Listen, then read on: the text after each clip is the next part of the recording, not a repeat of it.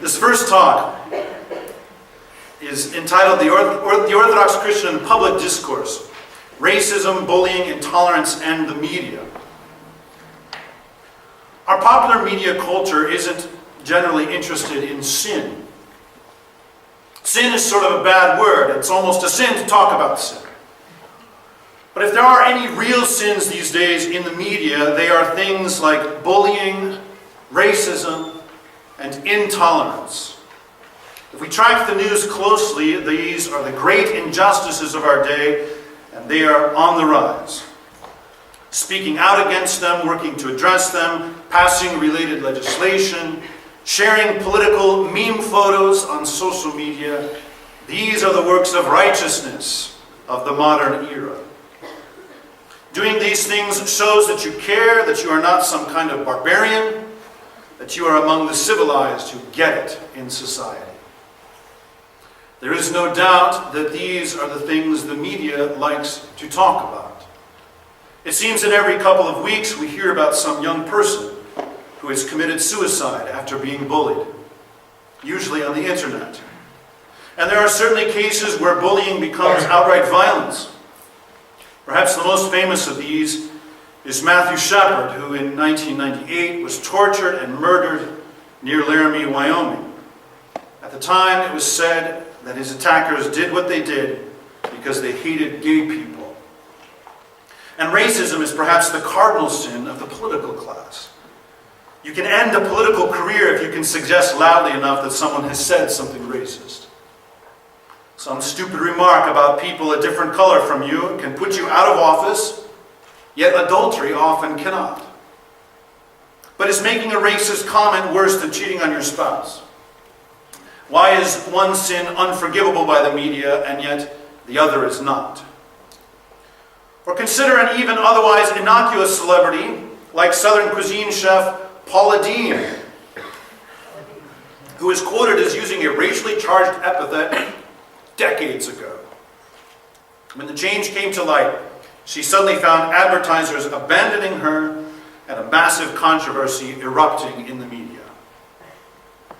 The media definitely likes to talk about bullying, racism, intolerance.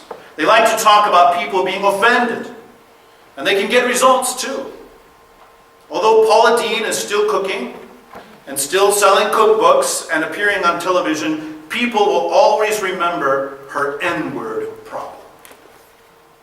And even though new claims have come out about Matthew Shepard showing evidence that his main attacker was not just a random gay basher, but possibly a jilted ex-lover who was angry over a fallout over drug deals with him, or that drugs were at least a major factor in the attack, the movement toward passing hate crime legislation continues without any signs of stopping. There was even a 2009 hate crimes law passed by the U.S. Congress that was called the Matthew Shepard Act. In many places, if you attack or murder someone, that is certainly a crime. But if you attack or murder someone because he is homosexual, or African American, or Jewish, then that is a bigger crime, with bigger penalties.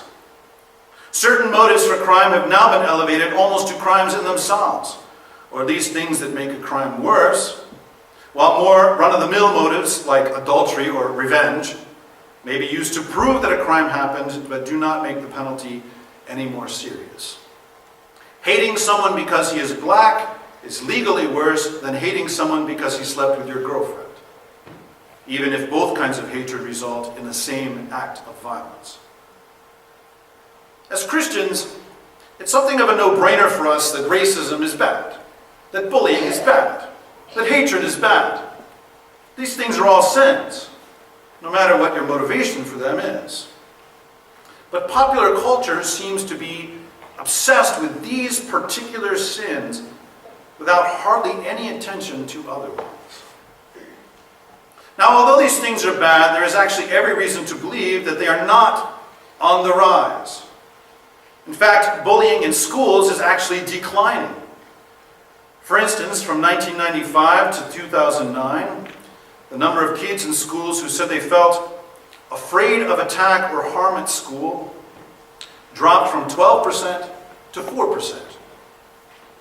and the actual rate of reported violence decreased to 1/5 over the same period of what it had been. Yes, there are still plenty of cases of actual violence from one kid to another, and they are bad, but it's not getting worse. If anything, it's actually getting better. Or what about racism? Yes, the specter of the KKK still haunts the occasional news headline, and racial discrimination is a real thing. But usually the worst thing being talked about now is people who use the N-word. Governmental Jim Crow laws are no more. Interracial marriage is on the rise. And one would have to look extremely hard to find a single store that wouldn't admit people of various colors to shop there. Is racism actually getting worse? All signs indicate that it's overall continuing to decline. Yet our media are still focused on these things, and the cultural tide that is obsessed with them continues to rise. Why is this? Why does the media prefer to condemn some kinds of sins and not others? We could explain it as a certain kind of political bias in the media, and most people who work in media tend to think in certain political kinds of ways. But that doesn't explain where this phenomenon comes from and why it's been so successful in the culture at large. We can certainly speculate about where this attitude comes from and why it's so dominant these days. And there are certainly many factors coming into play with its rise in the culture. But I believe that at its root, our culture is having a crisis of anthropology. Anthropology. Now by that I don't mean the scientific study of human beings, but rather the theological and philosophical teaching about what it means to be human. Who am I? Seems to be the most pressing question of our day. But because that has become the dominant question, what is a human being and what is a good human being have moved somewhere to the back of the line. I spend a lot of time defining myself, but very little asking what it means to be human. This is why categories of identity like race or sexual orientation are such a big deal now, because precisely they are about how I feel. In popular culture, this is often called identity politics. But it's much deeper than just politics, although it does have political implications, as we saw earlier. Asking, am I gay? Or how black am I? Or any of a host of similar questions might be relevant in terms of personal development, but when one becomes obsessed with these questions and begins to define oneself primarily by the answers, then a subtle shift occurs that can have big consequences. Why is this? If your starting point is, who am I? Then that means that your basic standard for what you ought to be is yourself.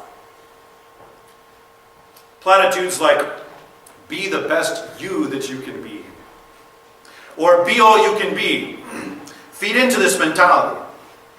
However, if you first ask, not who am I, but what does it mean to be human, then your standard is something greater than yourself.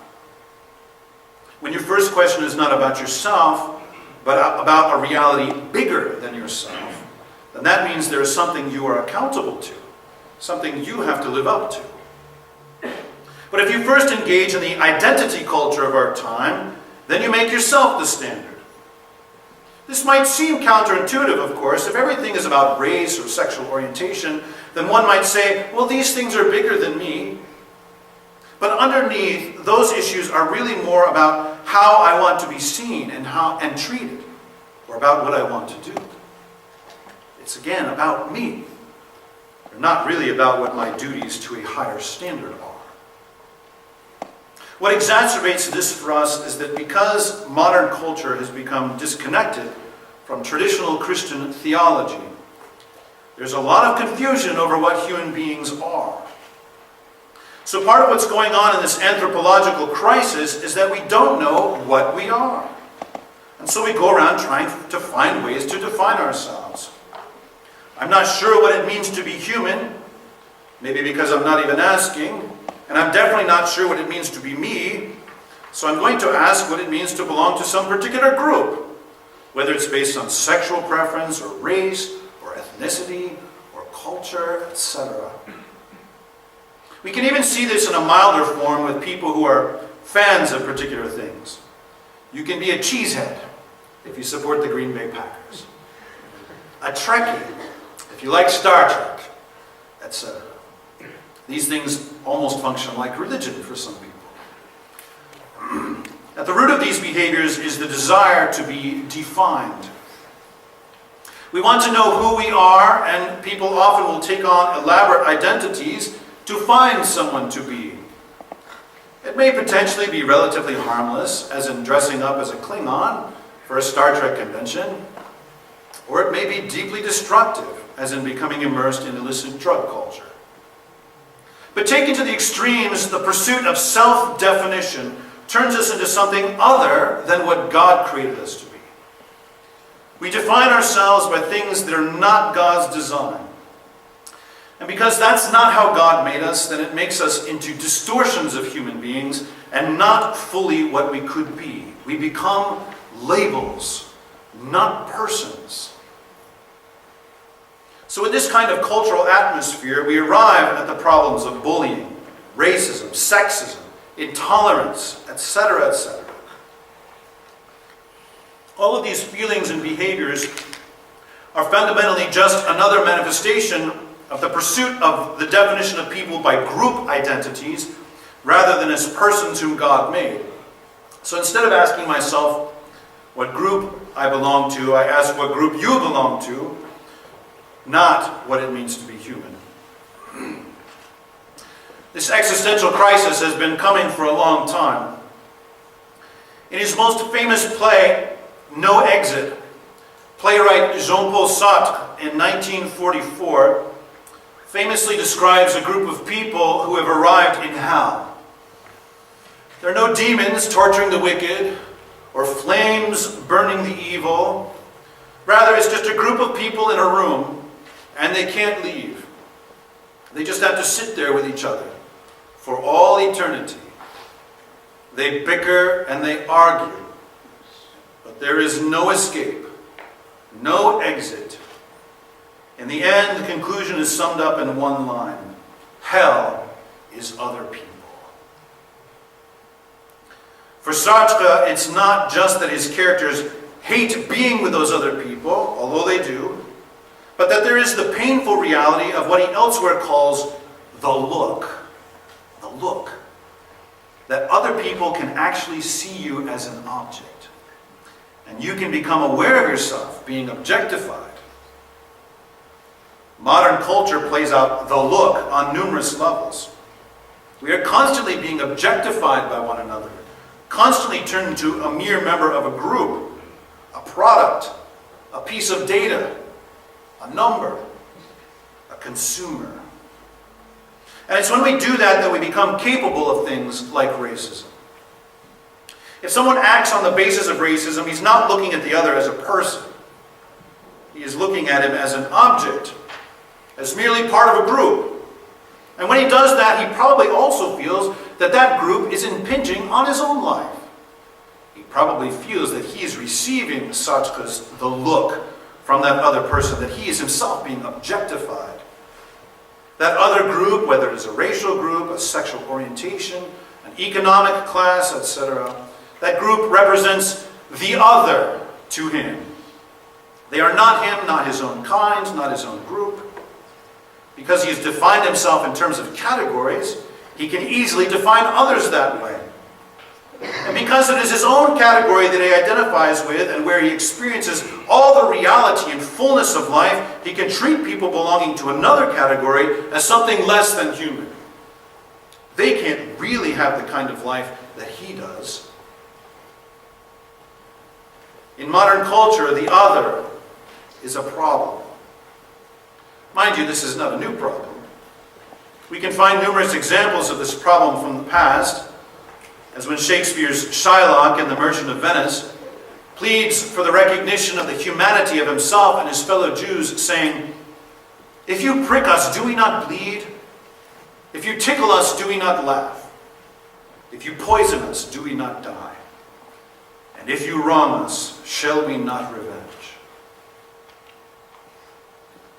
I think that our ability to keep ourselves carefully insulated from people who are not like ourselves, especially with the use of modern technology, has in some ways made this problem worse.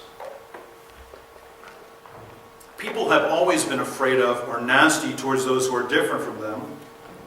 But now we can easily segregate ourselves on the internet, only to hang out with those like ourselves. You can block people on Facebook. Block them from your cell phone. Gossip about them in chat rooms. Only join online groups of people like yourself, etc., etc. And with a smartphone, you can do all that even in the actual physical presence of other people. Looking around to see if anyone's doing it here right now. Good. People have also always gone to war with those who are different. But now we can kill with long-range rifles, fighter bombers, and remote-controlled drones. We don't have to look that other person in the eye, standing toe-to-toe and crossing swords, hearing the other's breathing, seeing others sweat and blood, watching the other die. The other has become less real to us. But none of this is how God created us to be. God created us to encounter the other and not to be in opposition, but rather to be in communion. This comes out particularly in marriage, the most primal of human relationships. Men and women are different. Men and women are different. We were created different, but we were not created to use those differences to oppose one another. Because of sin, we now often find those differences to be maddening. If in any relationship the look can be disconcerting and disturbing, it is perhaps most potently so between men and women. There is nothing quite like having the one whom you thought was the love of your life look at you and just not even care. And there is nothing like doing it back. There is no quicker way to kill the life in a relationship, in any relationship, than to see the other as a category, even if that category is just that person who makes me feel good. But there is one look that is different, and that is the gaze of God Himself. When God looks at us, He does not merely see what we are on the surface. He does not look at me and say, there is a white man, nor there is a straight man, nor there is a guy who likes ice cream too much, nor even there is a guy who watches too much Star Trek. And I've seen it all. All 6 series, all 12 movies. He may look at me and say, there is Andrew, but he actually knows me even more deeply than my name. He knew me before I had a name. He knew me before I existed. So when God looks on me, I am not an object. I am everything that I really am, including everything that I don't know that I am, or don't want to know that I am. And because He knows me so completely and so well and still loves me and draws close to me, then my experience of God, if I am open to it, does not have to be disturbing. It can instead be liberating, fulfilling, peaceful, joyful. It could be disturbing, of course, but that is only if I prefer to remain as a category, as a product, as an object. And much of the time, we are more comfortable as objects. But it doesn't have to be that way. So what does this have to do with how we live, how we treat other people? Obviously, I could stand here and say, don't bully, don't be a racist, okay, let's go home, and so forth. But there's a lot more to it than that. We first have to be aware of how we look at other people. When I look at you, do I see you as a member of a group, Or do I see you? Do I at least try to learn your name? Even if your name is not you, it is a kind of an icon of you, an invocation of you, something that brings me your presence in some way. If I hear your name, you look up, right? If you hear your name, you look up. If I say your name, I think of you. So your name is a kind of a key to the door that opens up to you. If I look at you and just see a brown person, a white person, a woman, a man, a homeless person, an ugly person, a beautiful person, then I'm not really seeing you. I'm only seeing some category. But even if I do not know your name or don't have the opportunity to learn your name, perhaps we're just walking by each other on the street, I can at least try not to objectify you. I can at least try to imagine who you might be. What is your story? Where are you going today? Why do you look so tired? Why are your shoes so worn out? Why do you look so focused? And so forth. I must imagine that you have a story. And it does not matter that the story is not my own story. It is still a story. It is still some attempt to see you as God sees you.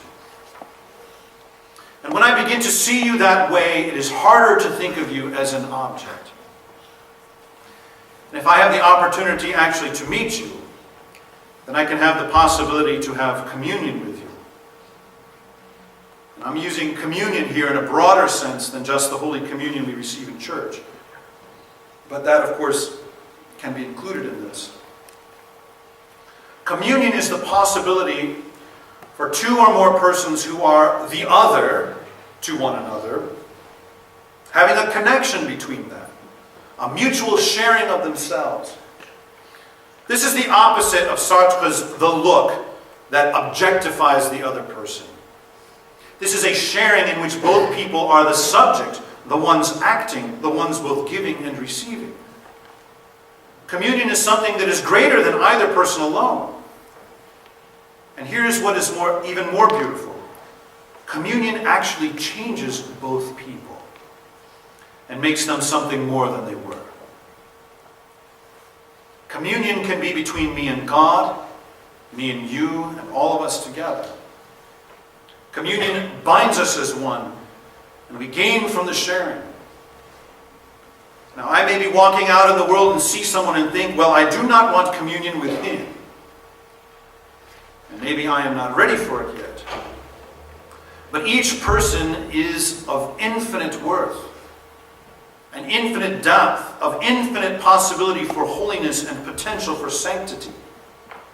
That is why when God looks at any of us, at all of us, even the most lowly and disgusting, He says, I want communion with him. I want communion with her.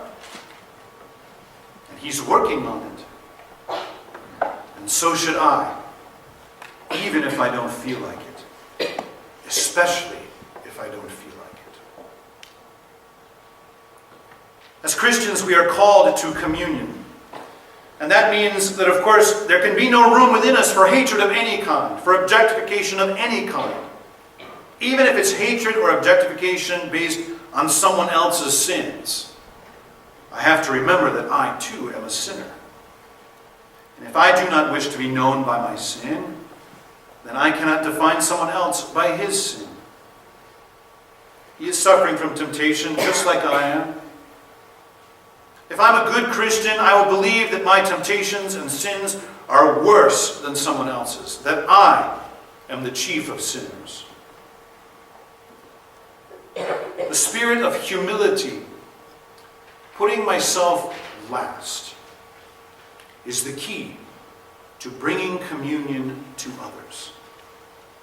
You cannot enter into relationship with God or anyone else if you're not willing to lay aside your own desires and preferences. Anything else will be basically superficial. So what does all this mean in terms of actual strategies to deal with things like racism, bullying, intolerance, and so forth? How should the Orthodox Christian conduct himself in public? Yes, some of these things are really not the epidemics that the media makes them out to be. But they are still problems, and we can still deal with them. We already talked a bit about some things you can do with your thoughts when you see people you might otherwise disdain or ignore. Try to imagine what their lives must be like. But here are some more ideas for things you can do to battle against these problems in yourself. Perhaps the most powerful thing you can do to help stop racism is to befriend people of other races. If you are a minority race in the country where you live, then one might imagine that this should be easy. People belonging to the majority are everywhere, so just go out and find some. But minorities often deliberately segregate themselves and stick to each other. There's nothing wrong with being drawn to people who are similar to you, but you have to make a specific effort to connect with people who are not like you.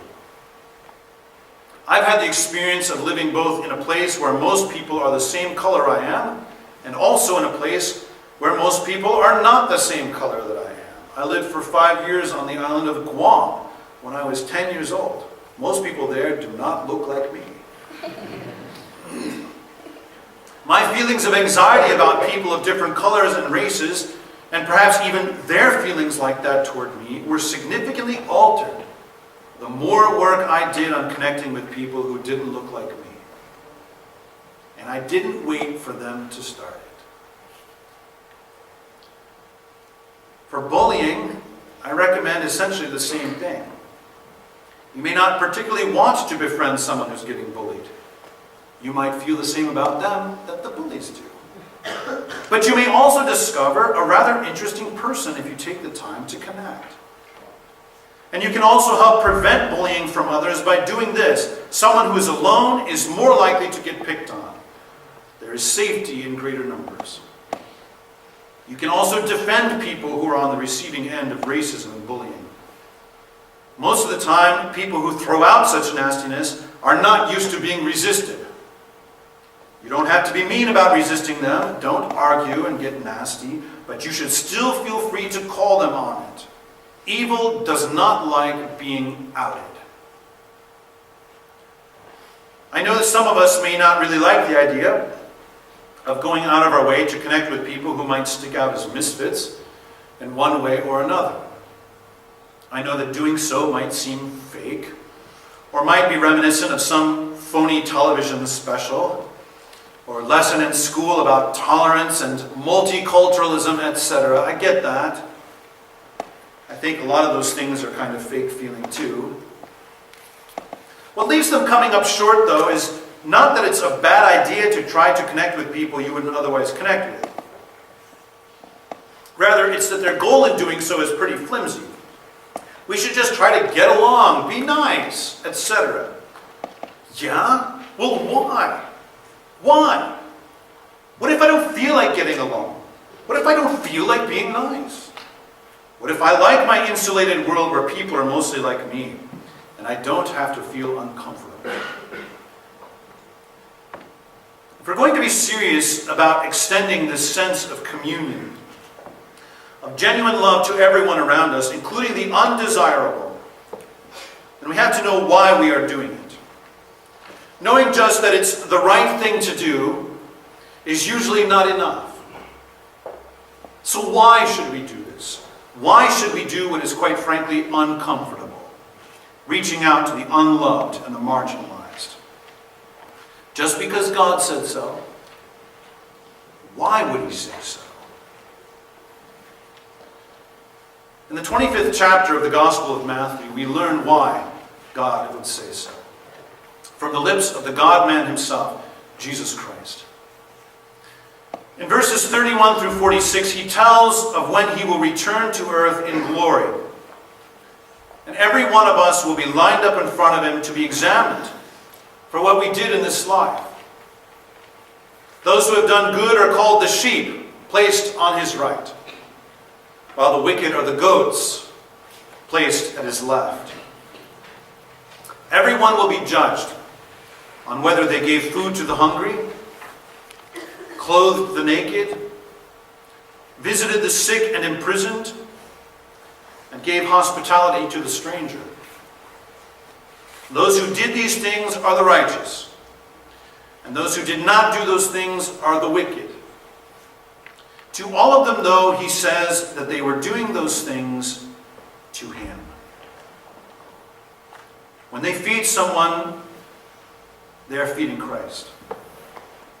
When they were hospitable to Christ, and so on. And the wicked failed to do those things for Christ. Know that the wicked weren't just people who did bad things. They're the people who failed to do good things.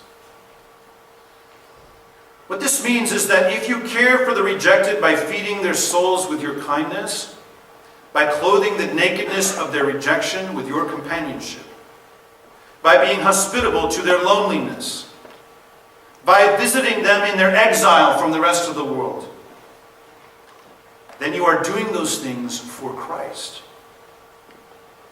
So this means that our eternal salvation actually depends on whether we care for people who are not being cared for by others. Our salvation depends on whether we care for people who are not being cared for by others. Our ability to be holy, to draw close to God and become more like Him, depends not only on whether we imitate Him in this way — Jesus was constantly loving to the rejected — but on whether we actually minister to Him in this way.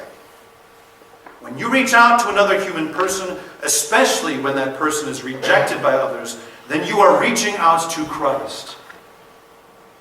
Because every single human person, no matter how unlovely, no matter how ugly, no matter how different, no matter how sinful, no matter how difficult, every single human person bears within himself the image of God Himself. And that image is Christ. I could give you 1,000 strategies, but this is all you ever really need to know. That person whom you find unattractive, unlovable, or uninteresting is an opportunity for you to minister to Christ. If you can see our God and Savior Jesus Christ in someone, then you can't help but treat him the right way. And that's how and why we do it. The kingdom of God is within you. It's within them too. So go open up the gates of the kingdom. Thank you very much.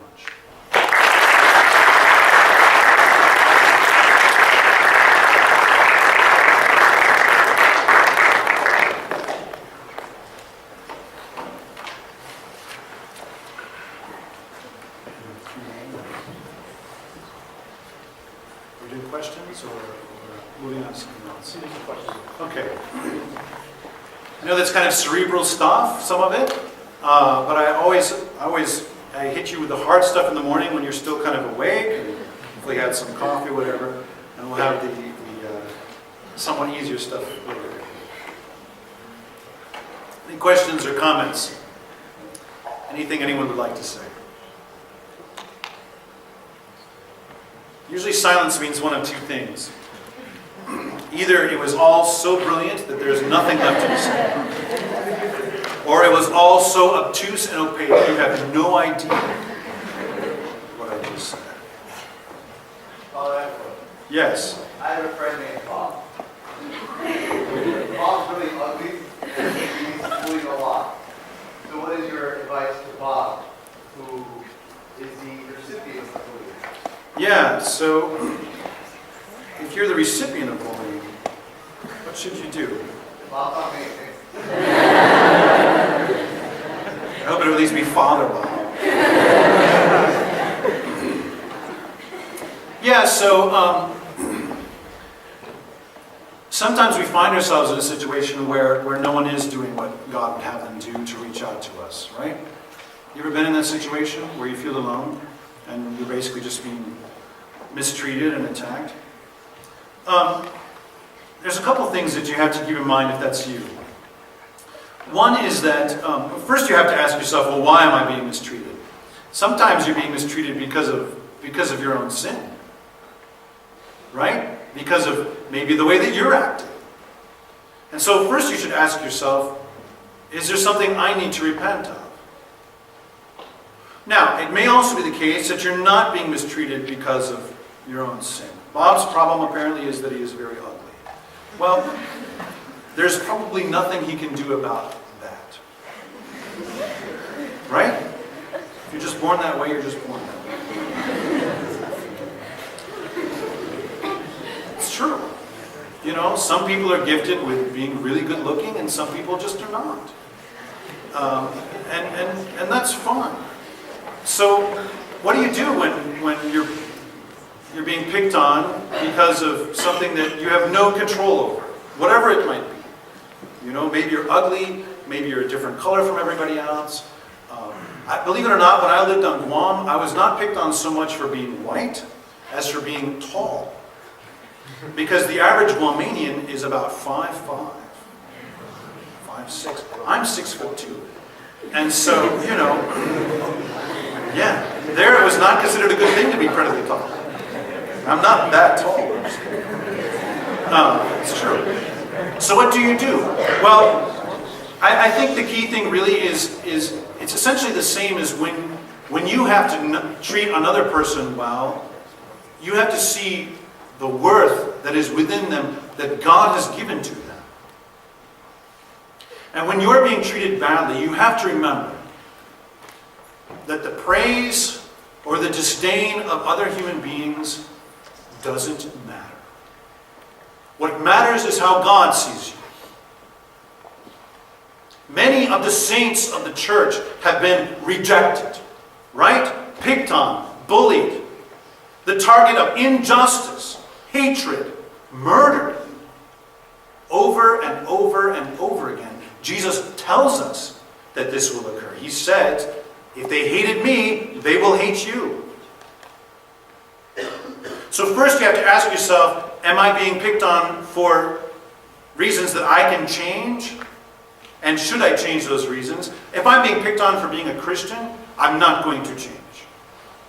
But if I'm being picked on because I'm a big jerk, I should change that. But if it's something that's totally neutral that I have no control over, then I have to remember, number one, usually whatever physical thing it might be that they're picking on, someday that will all pass away. You know, right now, occasionally I complain about my hair loss. Right? I first noticed it in my wedding pictures. I was only 28. And I have to remember that someday when I'm in the ground, no one will care about that. Least of all me. These things will pass away. We have to keep an eternal perspective. We have to keep a perspective asking ourselves, what does God think of me? Am I doing what is good and what is holy? If so, and you're still being picked on, especially if you're being picked on for doing those things, the saints tell us that we should consider it to be a blessing. A blessing to suffer for what is good. A blessing. And something else I think that also can help when becoming the target of this sort of thing is to remember usually that when someone else is treating you that way, it's because there's a problem inside them. Right? Usually someone who's bullying, usually they're afraid of being bullied. Usually someone who is making fun of someone else who's different from them, it's because they're insecure about themselves. Now that doesn't mean we should then scoff at that person, say, well, see, now I found something to make fun of you about.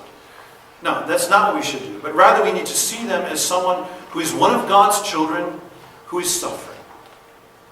And often when we're suffering, isn't that the moment that we lash out? Right? If I feel wronged, that's when I tend to do my biggest wronging. If I feel that I'm wronged, I take that as permission to be a big jerk. So just remember that when you see someone sinning, whatever the sin is, whether it's directed towards you or someone else, remember that they are a suffering child of God who needs to be healed of whatever it is that is at the root of that behavior. Does that make sense, Father? He nodded for all those who were looking at him. Any other questions or comments? Yes?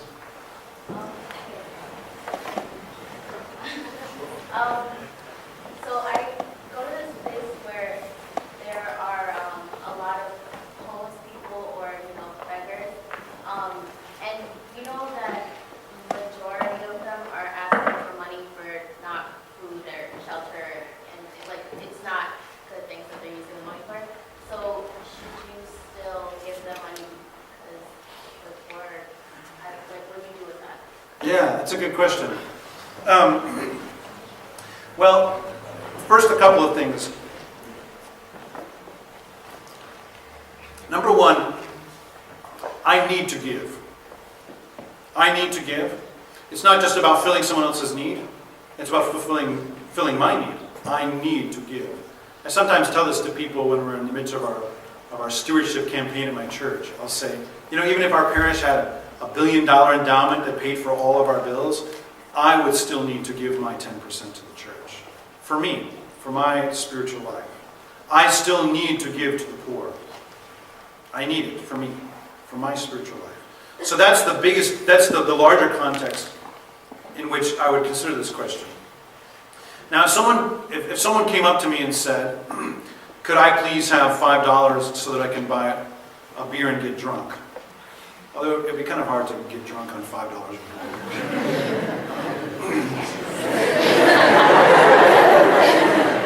I guess it depends on the brand and your size and weight.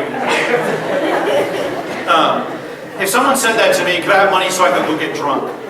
Then my answer to them is going to be, can I buy you a sandwich? But if they simply say, please help, and I don't know for certain that their purpose in using my resources is something bad, then I give to them, giving thanks to God for the opportunity to give. What they do with it is their own issue. If you go around the street judging people that you see and thinking, this one is worthy of my charity, this one is not worthy of my charity, then you are not being charitable. Then you are not being loving. So if you're presented with an explicit opportunity for that person to do something bad to himself, could I please have this so I can go get drunk? And I've been asked that question. I actually had someone say, give me some money so I can go get drunk. And I said, can I buy you a sandwich? Then yeah, obviously the answer is no. But if you don't know that for certain, then give. Give whatever you're able. Because you need to give. You need to give.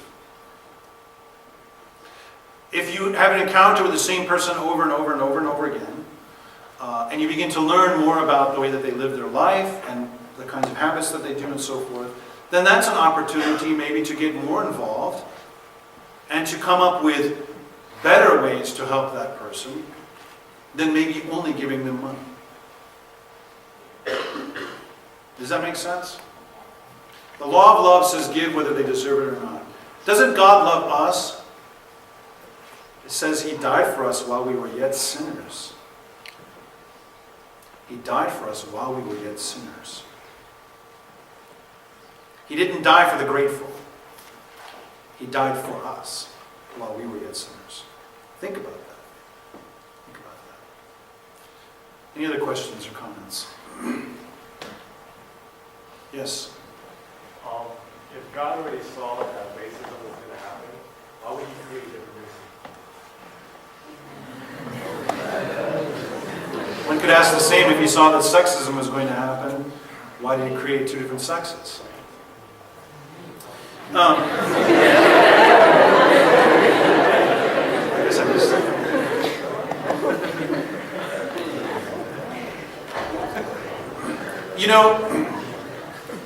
The bigger question there is really, why did God create a world that could be sinful? Right? Well, here's the fundamental thing. God created a world in which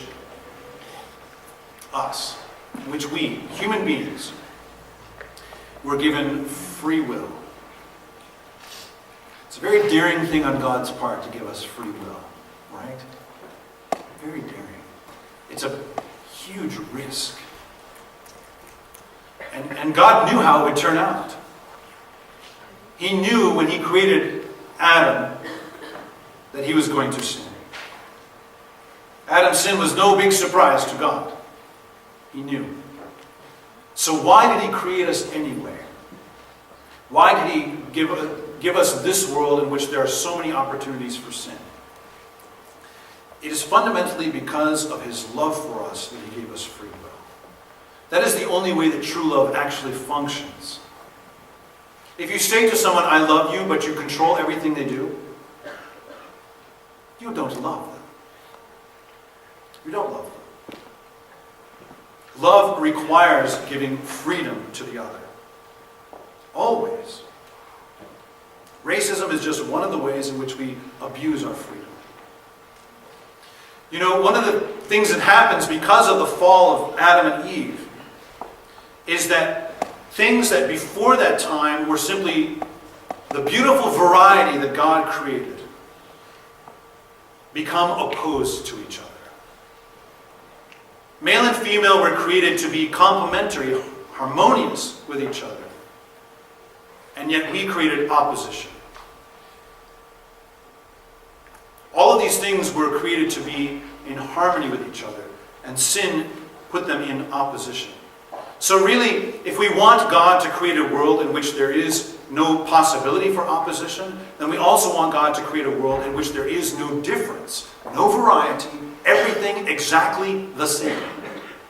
A big white blob of undifferentiated nothingness.